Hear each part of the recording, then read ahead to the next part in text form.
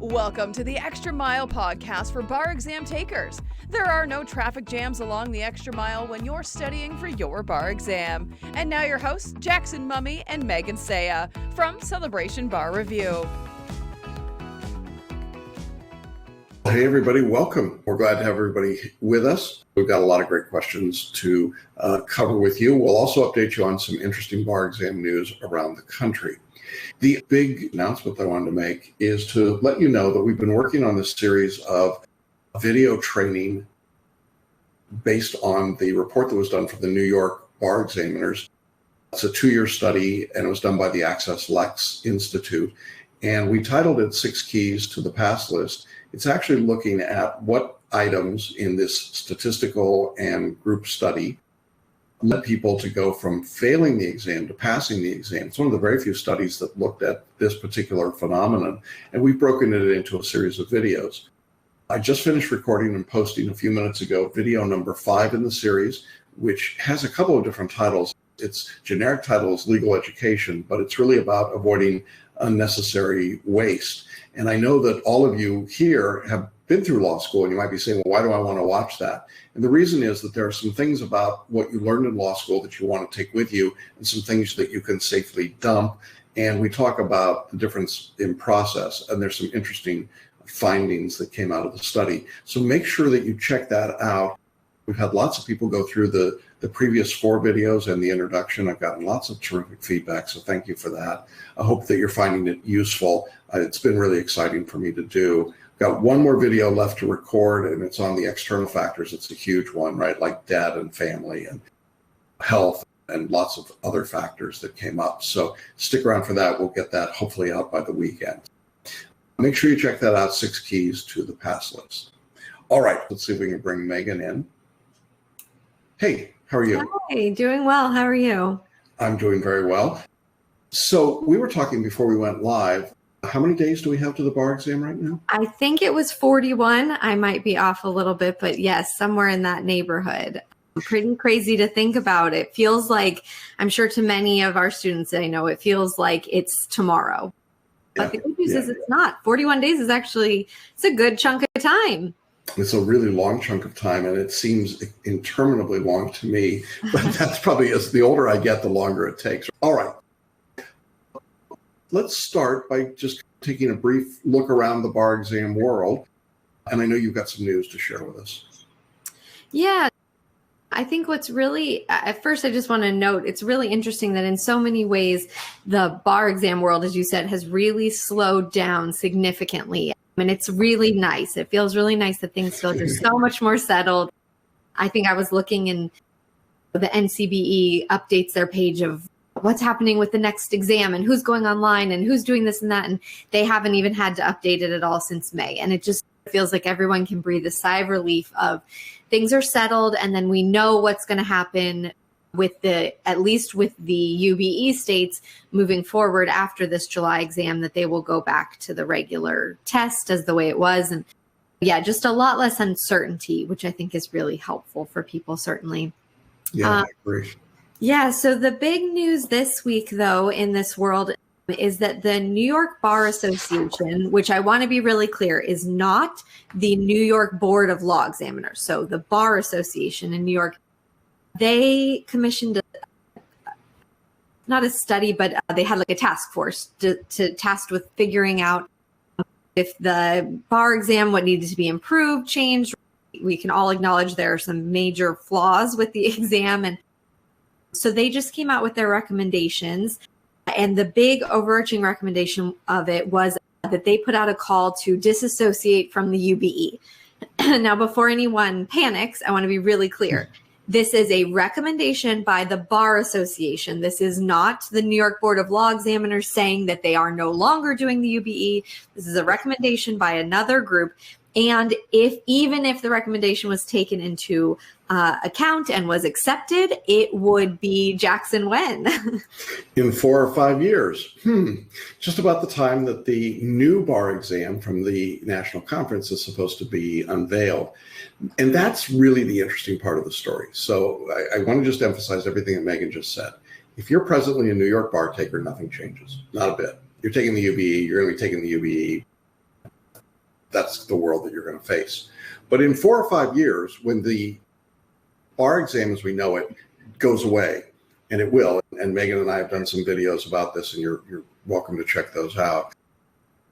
When that new bar exam comes, the question that we've been asking for, the better part of a year now, is what will happen to big jurisdictions? Will they track the national conference and go to this non-multi-state bar exam, non-performance test, non-essay?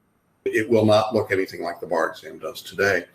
What will the big jurisdictions do? And we've been focusing a lot, you and I, on California and Florida, in part because that's where our home bases are, but also because those are two states that typically go their own way, and they're not part of the UBE world. Now, the UBE, the Uniform Bar Exam's got over 30 jurisdictions in it, but the 98-pound gorilla is New York. That's the biggest by far of the UBE jurisdictions. And it was a bit of a shock to hear the Bar Association say, yeah, we're not in love with the UBE, and in 4 or 5 years, maybe we should do something of our own. That could be the beginning. That could be the shot heard round the bar exam world, that maybe this new bar exam is not going to be the thing that everybody gets in line and follows. Now, that's a 5-year story. It's not a story today, but we're just giving you a little heads up because it's our lives and it's our world, and so we geek out on this stuff. If you're taking the bar exam, if you're here watching and listening today, yeah, it's not going to have an impact on you. But it's an interesting thing to see. And as you and I were talking, Megan, the other part of this is it's the wrong solution to the problem. In other words, what the Bar Association really was saying was, we are so special here in New York that we don't think a generalized test is good enough for us, because you got to be really good at New York law. Now, for many years, the New York bar exam was highly specialized. There was CPLR for procedure, and there was all sorts of things that were highly New Yorkish, which of course the Florida bar just enjoyed because they tested the anti-New York rules.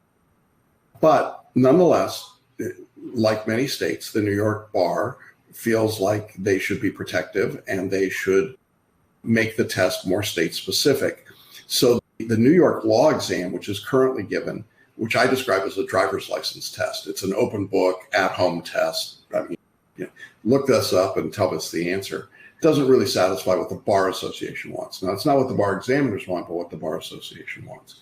So their desire to break away from the traditional bar exam may have more to do with their sense of being protective and wanting specialized New York law. Do you read it that way? Yeah, definitely.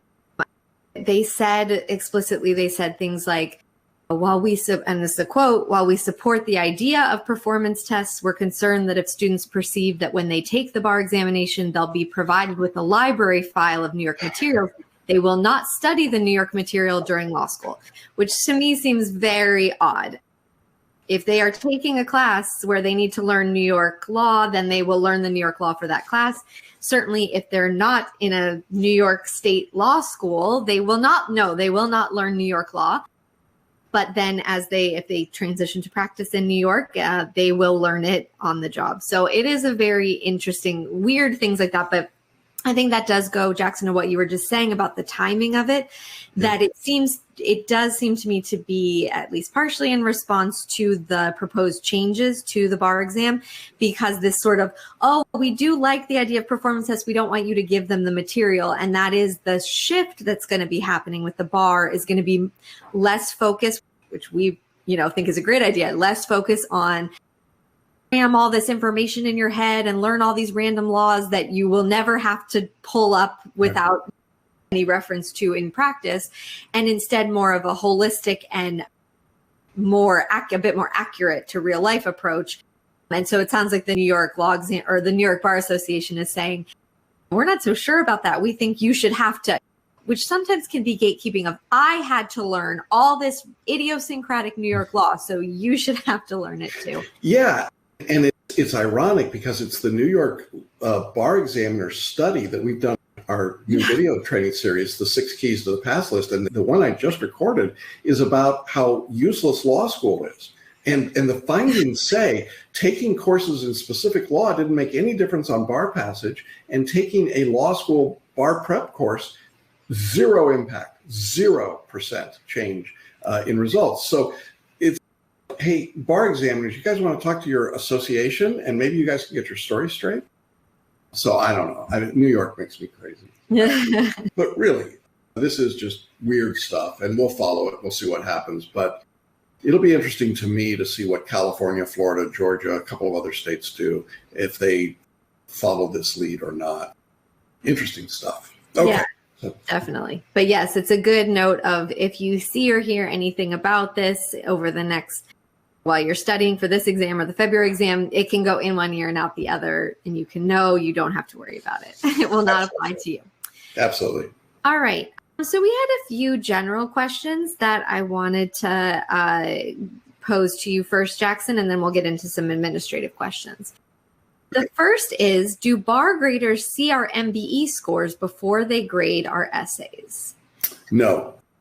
As far as I know, in every jurisdiction, grading is blind. However, having said that, what happens is something a little more subtle than just a straight, I see that this applicant has X score on the MBE. Nobody sees that. But the multi-state is graded within typically 2 weeks after the test, and every jurisdiction has that report. So long before the essays are being graded in every jurisdiction, the bar examiners have a rank order of every applicant for that state and how they did. And the bar examiners are smart enough to know what the data points will tell them, which is a score of X on the multi-state is equivalent to somebody passing typically or not passing, and how close they are to that range. So let's say you needed 130 scaled MBE and you got 100.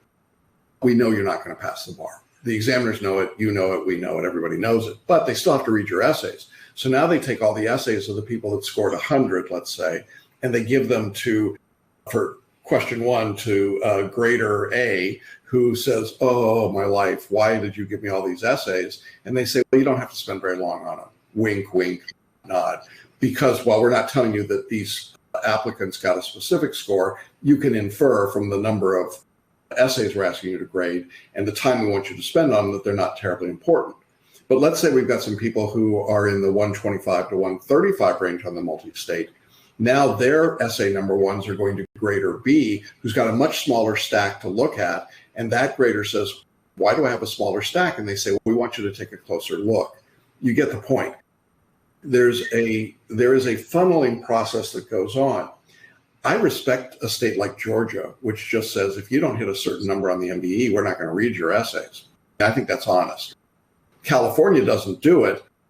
So instead, you get a default score of 50 or 55, which may or may not reflect your actual writing, but simply a reflection of the fact that your multi-state score wasn't close enough to passing. So that's how it's handled. I know that's frustrating, but that's the reality. So what it really means is you got to get really pretty close to passing in your jurisdiction on the multi-state for a good, solid reading of your written work. Great. All right. So let's talk about some questions.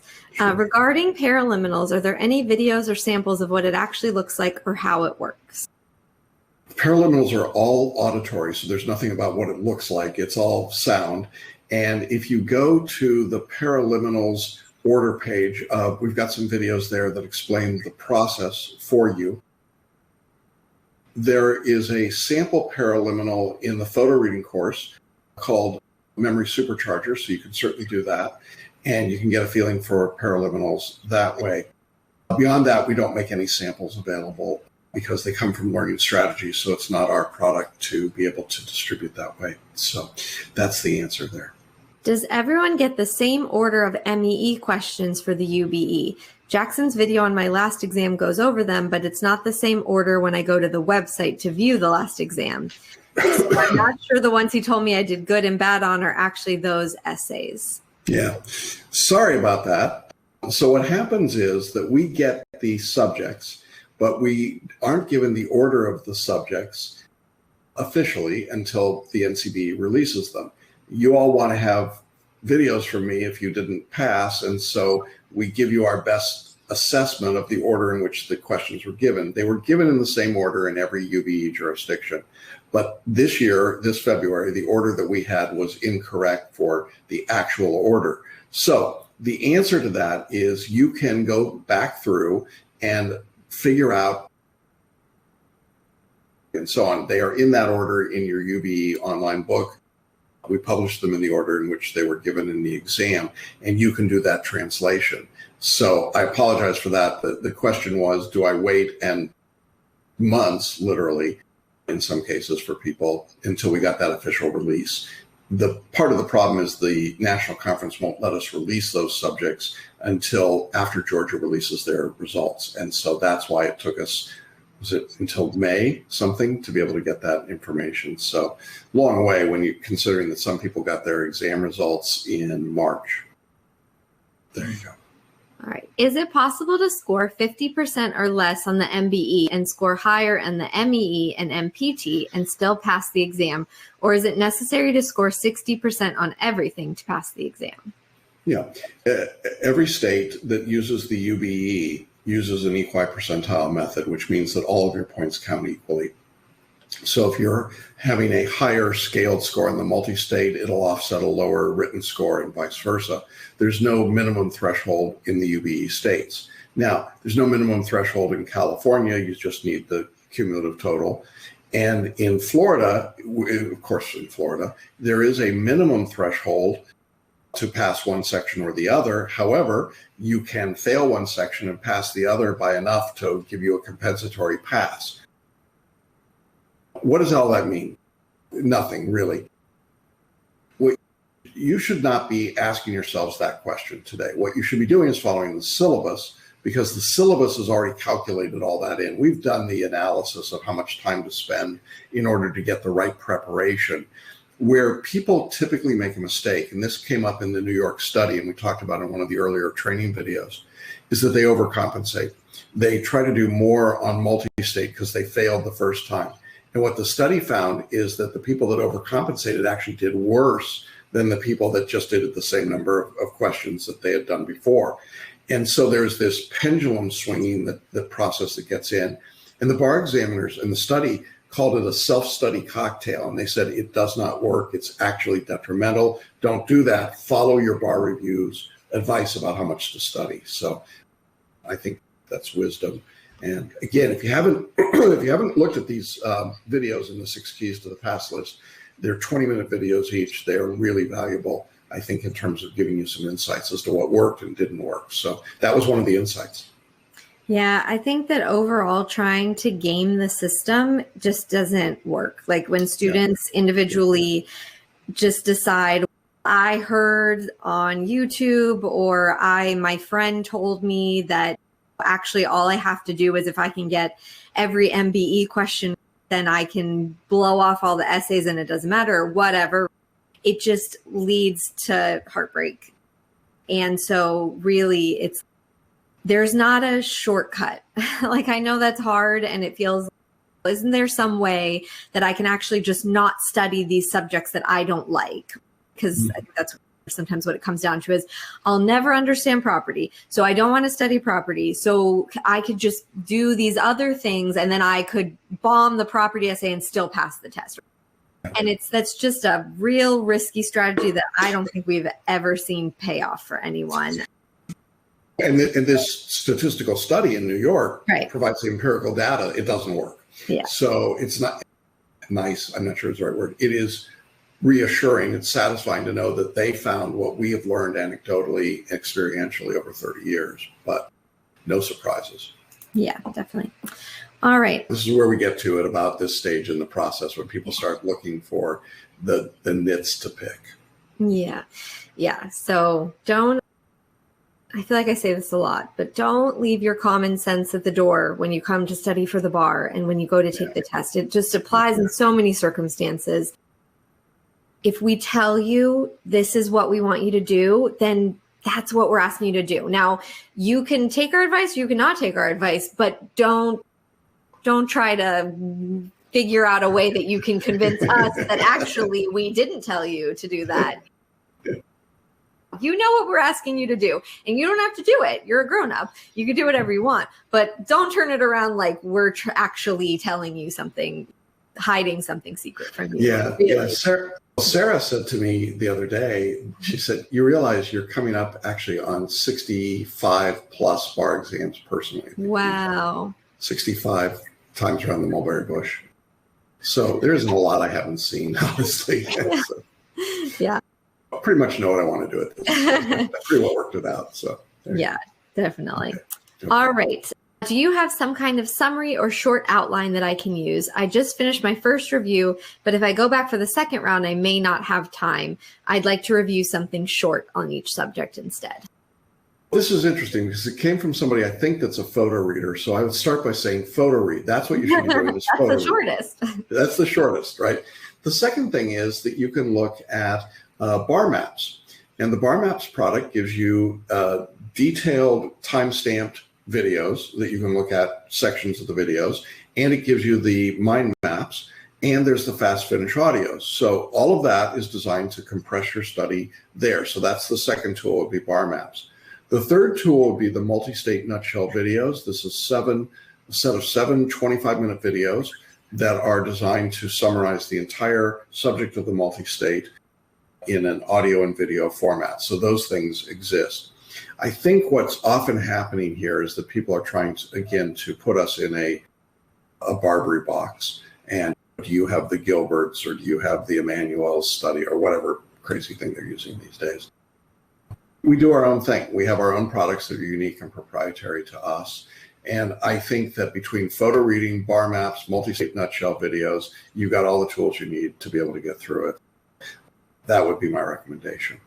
Yeah. Definitely. There are definitely lots of options to figure out what works for you and for how much time you have left in your schedule.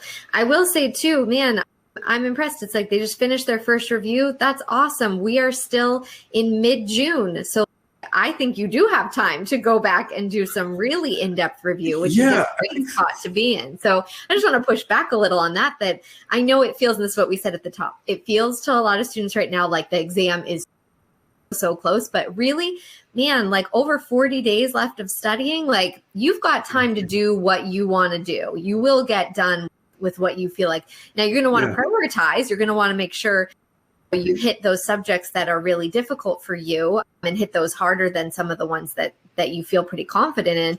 But you're sitting pretty. If you're reviewing right now, you're in a good spot. Yeah, I agree. Absolutely agree. Okay. All right. So now we've got some questions about photo reading, several actually. So let's go through those. Okay. All right. Do students do better if they take the photo reading class? Yes,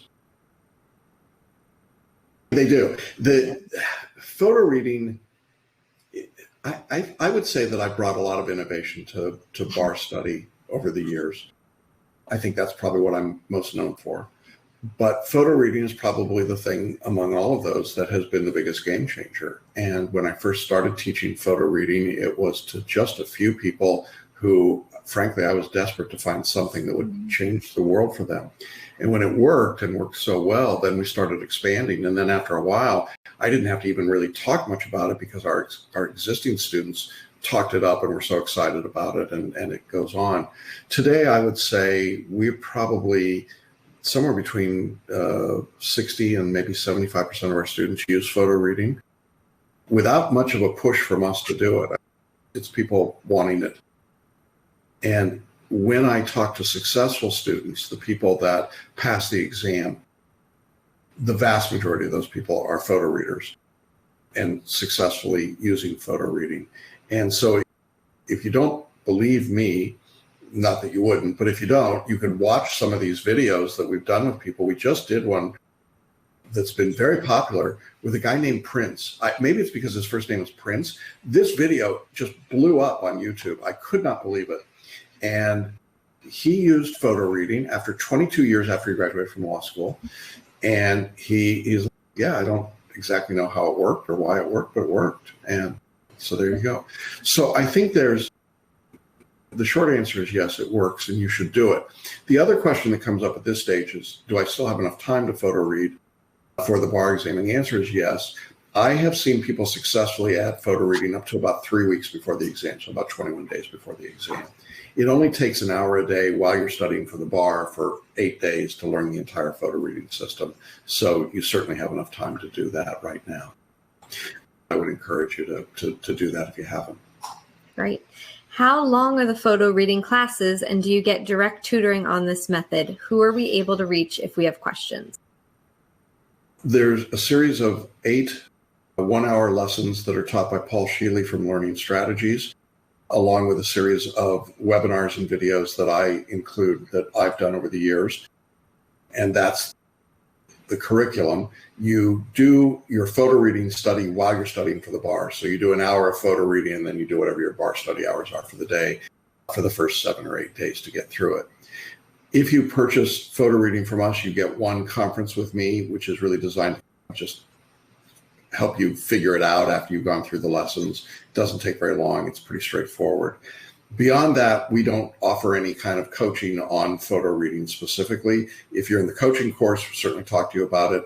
You can ask questions in the Facebook group or even in group coaching calls. I think actually all of our group coaches right now are former photo readers, so they're a great resource there as well. For photo reading, will the printed books be included with the course, or should I print the photo reading material from the website?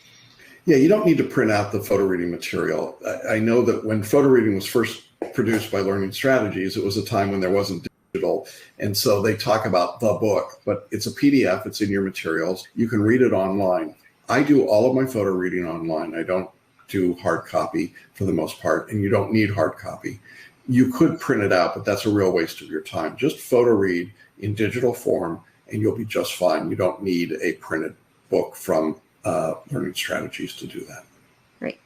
Can you use photo reading to review flashcards? Yeah, this one is just, I love this. This was a YouTube question, so it's probably not one of our students. Since we don't use flashcards, it struck me as missing the point of photo reading, which is you could photo read the whole outline in the time that photo reading your flashcards. Yeah, that doesn't make any sense to me. But yeah, you can photo read anything. You can photo read the funnies. You can photo read anything that you want to photo read, but the real use of it is that you could read the source material, and that's the beauty, I think. In fact, that came up. We may have another photo reading question, I think, that gets to that, so we'll see if we get there. Okay. Is there a webinar for how to photo read for the MBE or essay parts? Yes, there are 2 separate webinars, just like we've got them for mind maps. We've got a photo reading for the MBE, and we have photo reading for essays, and we have photo reading for the performance test. You can go to our website. You'll see them. You can go to our photo reading order page, and I think you'll see the webinars there as well. They're, again, on-demand, unlimited viewing webinars, and I think they're really helpful if you want a deeper dive on how to use photo reading. Now, we'll show you the basics for sure, but we know there are some people that just want more experience and training. Some of these were done, I think they came from our boot camps, weren't they? Where we recorded them out of boot camps, the live training that we did pre-pandemic. So yeah. There you go. All right. Last photo reading question. How long should it take to photo read both of the MBE subjects? Yeah, that was the one. Okay, so when I was talking about the source, photo reading the source material, I have recommended to many of you that what you do right now is that you photo read your multi-state books 1 and 2 3 nights a week, so Monday, Wednesday, and Friday, let's say, and that you photo read your state outline books Tuesday, Thursday, Saturday. And I had a student in a call today who said, how long should that take? And said it was taking them an hour a night to do the multi-state books. I said, that's way too long. You should be able to photo read the 2 volumes of multi-state books in about 30 minutes or less. Your brain can absorb as fast as you can go. There's no reason to go slowly here. When you're photo reading, crank it, put your foot down, crank it up. I saw this movie, Ford versus Ferrari, the other day. I've been told about it. It's so cool watching these guys drive in the 1960s, putting their foot on the accelerator. Ooh. And that's like photo reading to me. Put your foot on the accelerator, just speed it up. Your brain can handle it. You don't have to go slowly. So my view is 30 minutes to read the 2 multi-state volumes total, and probably about 20 minutes to read most of the state volumes, maybe a little bit longer in California, a couple volumes there, a couple volumes in Florida. But the UBE, for sure, 20 minutes. That's an easy one. So go fast. Okay, you're reading them multiple times. There's no reason to go slow, go fast. Yeah. All right. And our last question for today. We're Ooh. almost 40 days out from the exam. What should I do if I'm not happy with where I am in my studies? Not far enough along, not writing good essays, getting good MBE scores? Yeah. This is a pretty common question, don't you think, in terms of people being outcome-based instead of process-based. And it's too early to switch to the outcome methodology. That is, right now, you don't have to take the bar exam today. And so the expectation that you should be writing passing work or doing passing level MBE is unrealistic. For most people, it does not happen at 40 days out from the exam. In fact, it probably won't happen for a lot of people 20 days out from the exam or even 10 days out. That's why you've got till the end, okay? And you use till the end. The problem that happens for so many people, and the reason that there's so much emotional upheaval right now, is that the exam feels like it's today. It just feels imminent. It's the solar eclipse of your world. It blocks out all the sun, and it's all you can see is the bar exam. And so you think the bar exam is right here. And I think, Megan, you can say, now you're going on about your 20th exam, right? Isn't that crazy? Oh, yeah, that's crazy to think about. That is crazy. But for you, 40 days seems what? Short or long? Yeah, it seems long. Seems like, woof, we have a really long time before we get there. Exactly. And that's reality, is that it's long. If we asked you to go back in time 40 days as a bar student right now, you couldn't remember what you did 40 days ago. It would seem like it was so far ago. And yet 40 days from now seems like it's right now, doesn't it? That is a weird thing about the way our brains process time. So what happens is that we have this emotional disconnect between the quality of the work we're doing, that we know we're doing today, and our misguided, non-objective belief that the exam is today. And truthfully, that's going to cause you anxiety because you're not ready to pass the bar exam today, nor should you be, but you feel like you should.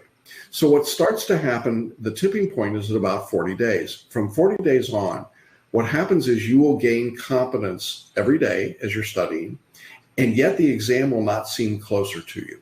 I promise you that tomorrow morning, the exam will not seem closer to you than it does today, even though objectively it's 24 hours nearer. And what happens is that as your competence climbs and as the exam seems to be steady on the horizon to you, you get closer and closer to where you're actually able to be competent on the exam, and that reduces your stress. So the cognitive dissonance that occurs at this stage is the greatest, and that's why people get irritated and agitated, and they pick fights with partners and spouses and baristas, and they're all of the things that happen. And it was certainly made even worse last year with COVID. And I was amazed at how calm people actually were able to stay under those circumstances. And yet I'm finding coming out of that right now, that actually right now people are more agitated than they were a year ago when I thought they had more reason to be agitated. I wonder if it's partly that we've had all this pent up frustration and tension, and so it just feels really icky.